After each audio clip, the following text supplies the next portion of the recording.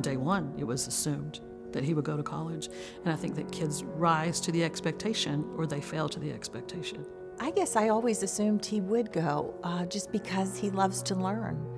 He just is so curious, especially about mathematics, and I wanted to support his love for learning. Being different isn't bad, but it is being different, and you have to acknowledge that. Because you're different, you think differently than other people, you have to work a little harder. You know, we're all a little different, and so she taught me that that's not bad, and that it should be embraced, and that's just part of individuality. To me, that's where you work from.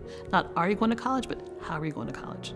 Not are you going to get in, how are you going to get in? How are you going to succeed because of the challenges or with the challenges? You do worry, will they be okay? Will they be able to navigate a bigger campus? Will people be kind and good to them? So those are the kind of concerns I had. I was worried he would never have clean clothes. I was worried he would never have friends. I was concerned what happens if he gets sick. If they do disclose, it can open the door to many resources that can be so helpful. Understanding what the colleges offer, what their accommodations are, what their understanding is of the needs. As a parent, for me, was pretty big. Finding the right fit for the college is critical. I had one mom, she says he was so nervous about going to college that we've probably been there about a dozen times. He and I have walked that campus, and he knows that campus inside and out. And so now he's in a position of even helping others. So my mother helped me through college with the sounds of the city and the smells of the city and generally the unfriendly sensory environment. She helped me out by not putting me in sensory-friendly environments throughout my childhood so that I could be used to the world. A lot of what they did, without me even realizing it, was preparation for an independent life.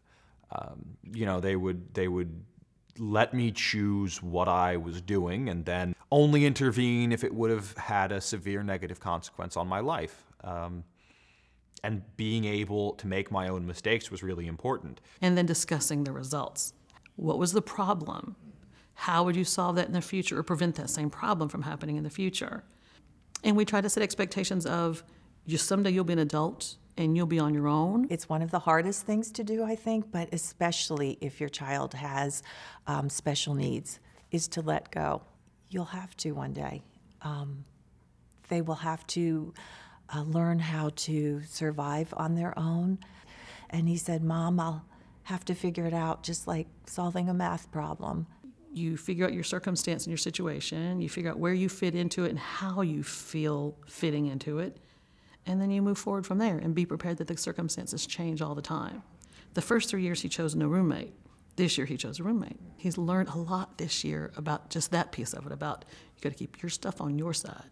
You have to keep your stuff at a different level of neatness or whatever, as does the roommate. He has become very independent.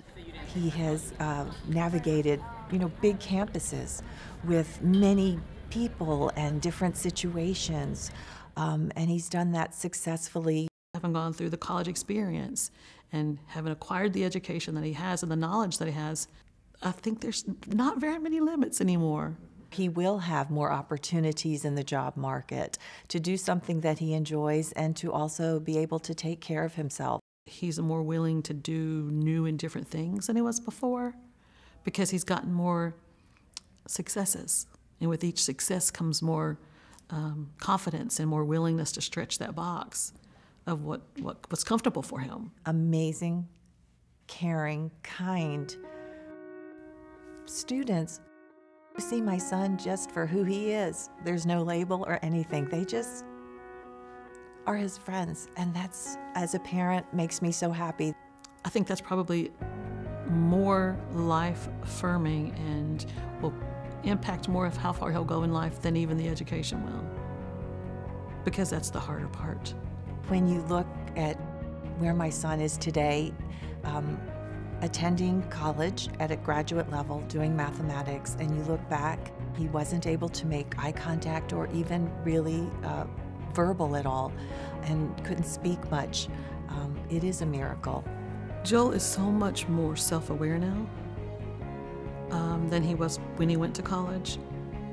The support and the community that he's found there has been life-altering for him. He understands now that you hit the bottom of this hill only to have an opportunity to climb up again.